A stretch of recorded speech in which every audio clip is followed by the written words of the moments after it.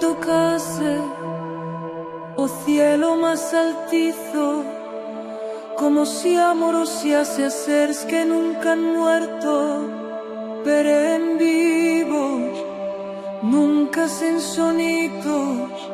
Siento como as venas y o trallo y as fuellas do ser mío van aimando a tardada dos más vivos.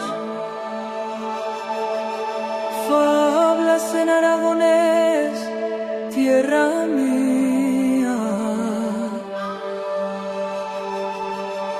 lofanas oliveras tuyas en os asos o en pitañas que solo los poetas aimamos. Lofanos desiertos en que o tuyo cierzo va cantando.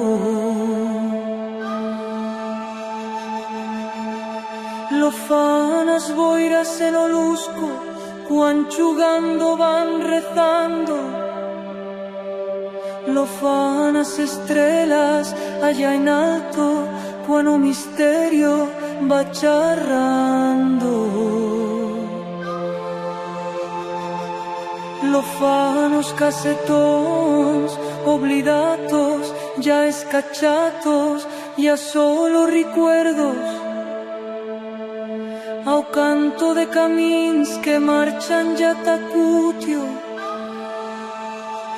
Lofanos trigos íntimos das varellas, cuan los besan os labios de la irera, enamorados. Lofanas casas con alma, dende o barandao ao escalerón, dende as falsas do cielo, dica os patios.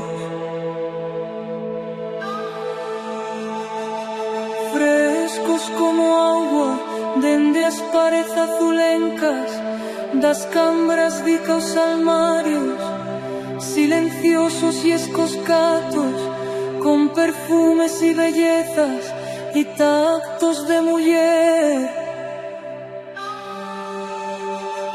Ay, a tuya alma, tierra mía, peren charrando, en esta lengua de silencios, en esta fuente pura de vida, que o buen Dios nos ha deixado. La fabla o sol que abonico entre pilas amarillencos en os mases, parece que va marchando y as cosetas suyas replegando nos dice adioses. To tristacho solo tarre naixer sin taca, maitini siempre en cada amanecer, abrazándonos de nuevo los suyos rayos de amor, o suyo corazón sin fin, como en un templo egipcio,